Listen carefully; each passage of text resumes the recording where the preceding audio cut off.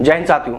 सबसे पहले तो नक्सली हमले में शहीद हुए वीर जवानों को डी न्यूज परिवार की ओर से सादर श्रद्धांजलि अर्पित करते हैं। उन वीर जांबाजों को, उन योद्धाओं को नमन करते हैं। साथ ही इस हमले में घायल हुए जवानों के शीघ्र स्वास्थ्य होने की हम ईश्वर से कामना करते हैं। साथियों, बस्तर के बीजापुर में बीते शनिवार नक्सलियों द्वारा 700 जवानों को घेरकर उन पर हमला कर जो कायराना हरकत की है, उसने न सिर्फ हम सबको पुलवामा याद दिलाया है, बल्कि एक बार फिर से इस घटना ने पूरे देश को झकझोर कर रख दिया है। नक्सली हमले के बाद से पूरा देश इस वक्त गुस्से में है और इस हमले में जो जवान शहीद हुए हैं उनका बदला मांग रहे हैं। देश भर से सेना में जाने की तैयारी करने वाले युवाओं सहित देश का हर व्यक्ति इस घटना से बेहद दुखी है।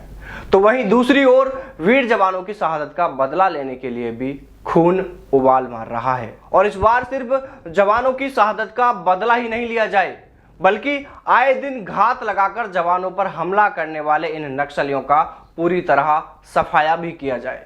क्योंकि इस हमले के बाद से बहुत से सवाल खड़े हो रहे हैं, जिसमें दो सबसे बड़े सवाल ये हैं कि जब 20 दिन पहले ही उच्च सैन्य अधिकारियों को इसकी जानकारी थी कि इस इलाके में बड़ी संख्या में नक्सली मौजूद हैं, तो फिर ऑपरेशन प्लानिंग फेल कैसे रही। साथियों, इस प्लानिंग के फेल होने के पीछे के कारणों और इसके जिम्मेदारों को लेकर भी बात करेंगे, लेकिन उससे पहले दूसरे सवाल पर बात करते हैं। और दूसरा बड़ा सवाल यह है कि जब हम पाकिस्तान में घुसकर एयर स्ट्राइक कर सकते हैं, जब हम चीन को खदेड़ सकते हैं, तो क्या देश में छिपे इन गद्दारों का पूरी तरह सफाया नहीं किया जा सकता?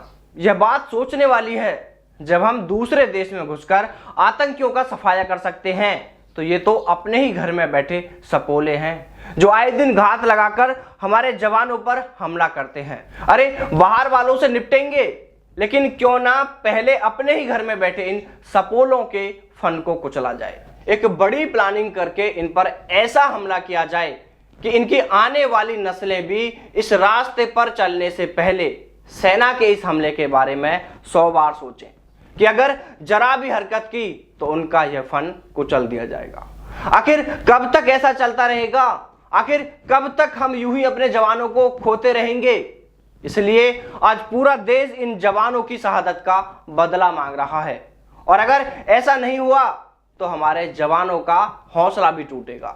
इसलिए इसका जवाब तो हर हाल में देना ही होगा। और अब बात करते हैं कि आखिर ऑपरेशन प्लानिंग कैसे फेल रही।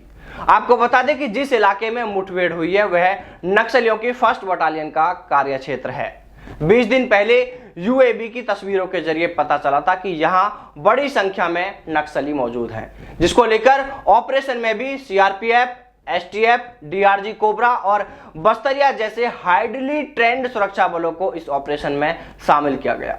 इसके बावजूद इस ऑपरेशन में सुरक्षा बलों से कहां चूक हुई है? तो चलिए दैनिक भास्कर की एक खबर के अनुसार इसे 5 पॉइंट में समझते हैं कि आखिरकार इस ऑपरेशन में कहां और कैसे चूक हुई। नंबर 1, ऑपरेशन प्लानिंग पर सवाल।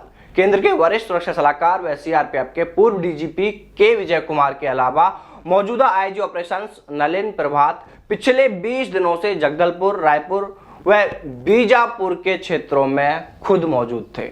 इसके बावजूद इतनी बड़ी संख्या में जवानों का शहीद होना पूरी ऑपरेशनल प्लानिंग पर ही सवाल खड़े कर रहा है। नक्सल ऑपरेशन से जुड़े सूत्रों की माने तो इस तरह एक ही इलाके में बड़े अधिकारियों की मौजूदगी नक्सलियों को भी अलर्ट कर देती है। उन्हें बड़े अधिकारियों के लगातार मूवमेंट की भनक लग जाती है, जिसके अनुसार नक्सली अपनी प्लानिंग करते हैं। और बीजापुर नक्सली हमले में भी शायद यही हुआ। नंबर 2, वक्त के साथ रणनीति बदलनी चाहिए। छत्तीसगढ़ के गोरिल्ला वॉरफेयर इलाकों में सुरक्षा बल लंबे समय तक एक ही रणनीति के साथ सफलता हासिल नहीं कर सकते। यहाँ पर किसी एक रणनीति पर सालों साल चलते रहना जवानों के लिए घातक हो सकता है। और बड़े अधिकारियों का काम यही होता है कि वो रणनीतिक बदलाव करके नक्सल मूवमेंट को कमजोर करें। ऊपर से बनी रणनीतियों पर ग्राउंड में मौजूद अधिकारी अपने इलाके की टोपोग्राफी और डिमांड के हिसाब से ऑपरेशन प्लान करते हैं। लेकिन अगर लंबे समय तक रणनीति में बदलाव न हो तो सुरक्षा बलों की मुश्किलें और बढ़ जाती हैं। ऐसे में नक्सलियों को अपने ऊपर होने वाले हमलों का अंदाजा करना आसान हो जाता है और जवानों की जान का जोखिम इसमें ज्यादा बढ़ जाता है। नंबर 3, हद से ज्यादा टेक्नोलॉजी पर निर्भरता। बीजापुर के इस नक्सली हमले से पहले अनआर्म्ड व्हीकल यूएवी या ड्रोन से मिली फोटो और वीडियो के आधार पर यहां ऑपरेशन प्लान किया गया, लेकिन नक्सल ऑपरेशन के सूत्र बताते हैं कि 100-200 नक्सलियों का मूवमेंट दिखना आम बात है। अनआर्म्ड व्हीकल यूएवी या ड्रोन से मिली फोटो और वीडियो को आधार मानकर इसे किसी ऑपरेशन को प्लान करने का इंटेलिजेंस इनपुट नहीं मान सकते। लोकल लेवल पर नक्सली गुटों के साथ शामिल लोग सुरक्षा बलों के लिए किसी भी हथियार से बड़ा सहारा होते हैं। इन्हीं से मिली जानकारी के आधार पर पिन पॉइंट ऑपरेशन प्लान होते हैं, लेकिन पिछले कुछ सालों से नक्सल ऑपरेशन में शामिल अधिकारी वाहवाही लूटने के लिए सरेंडर करवाने पर जोर देने लगे हैं, जबकि सरेंडर करने के बाद किसी नक्सली या मुखबिर से मिली जानकारी 6 महीने से अधिक काम की नहीं होती है। ऐसे में सुरक्षा बलों को अंदर से आने वाली सूचनाएं मिलना कम हो गई हैं। नंबर 5, अलग कमांड और ट्रेनिंग। 5 तरह की अलग अलग फोर्सेज की ऐसे ऑपरेशन में मौजूदगी कमांड व कंट्रोल के लिए बड़ी चुनौती है। फायरिंग की सूरत में सभी अपने अपने प्रशिक्षण व बनावट के हिसाब से कार्रवाई करते हैं। ऐसे में यूनिफॉर्मिटी नहीं रह पाती, लेकिन दूसरी ओर नक्सलियों की ट्रेनिंग और कमांड हमेशा एक जैसी रहती है। उनकी यूनिट कोई भी हो, लेकिन एक्शन के समय उनकी यूनिफॉर्मिटी कभी खराब नहीं होती और इसी कारण नक्सली जवानों को ज्यादा नुकसान पहुंचा पाते हैं।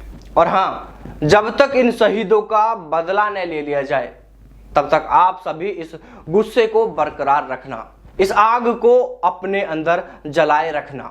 साथियों, यदि आप में से कोई भी इन शहीद परिवारों की मदद कर सकते हैं तो जरूर करें। आप किसी भी तरह जैसे आपको उचित लगे उस तरह आप इन शहीद परिवारों के दुख दर्द में शामिल हो सकते हैं। और आखिर में एक बार फिर हम उन सभी शहीदों को, उन जाबाजों को, योद्धाओं को श्रद्धांजलि अर्पित करते हैं। इसके अलावा जो हमारे जवान इस हमले में घायल हुए हैं उनके लिए हम ईश्वर से कामना करते हैं कि वो जल्द ही स्वस्थ हों। जय हिंद, जय भारत, वंदे मातरम।